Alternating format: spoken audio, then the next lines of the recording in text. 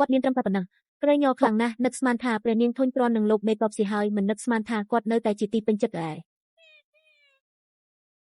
ការក្រាបថ្វាយបង្គំរបស់លោកចាស់ត្រឹមតែប៉ុណ្ណឹង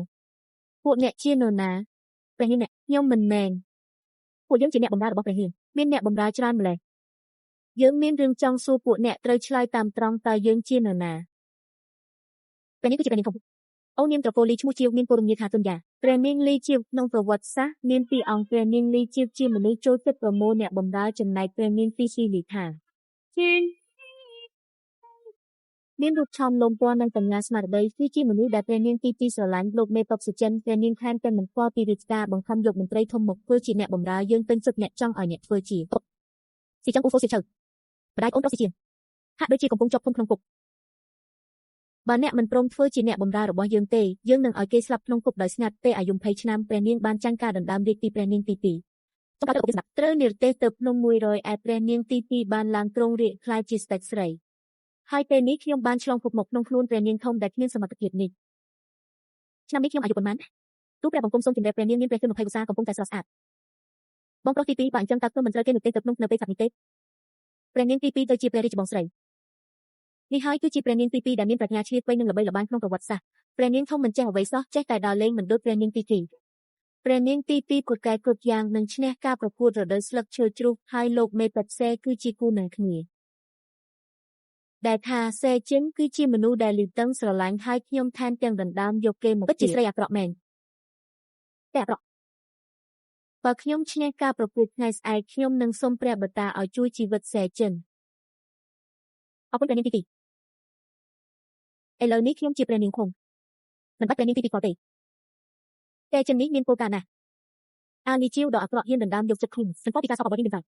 តំណែងសេជុងនិងតំណែងរាជធានីស្រីនឹងក្លាយជារបស់ខ្ញុំឆាប់នេះពេលខ្ញុំឡើងគ្រងរាជរឿងដំបូងដែលខ្ញុំនឹងធ្វើគឺដណ្ដើមយកសេជុងមកវិញកាលពីមុនខ្ញុំធ្លាប់ធ្វើរឿងមិនល្អច្រើនប៉ុន្តែពេលនេះខ្ញុំបានដឹងកំហុសខ្លួនឯងយ៉ាងជ្រាលជ្រៅហើយនាសប្រាក់ទាំងនេះចាត់ទុកថាជាការសងជំនឿចិត្តចុះអាម្នាក់នេះស្រវឹងហើយមិនព្រមទៅទៀតហត់នឿយណាស់ទីបំផុតអាចត្រឡប់ទៅផ្ទះបានហើយសូមព្រះអង្គម្ចាស់កត្រីប្រទានឲ្យផងព្រះអង្គម្ចាស់កត្រីពិតជាមានចិត្តសប្បុរសរូបរាងរបស់ព្រះអង្គពិតជាអស្ចារ្យណាស់មិនគួរឲ្យជឿសោះនេះគឺជាព្រះករុណាគឺព្រះអង្គម្ចាស់កត្រីសូមថ្វាយបង្គំសូមចូលរួមប្រកួតដែរអ្នកទៅបាច់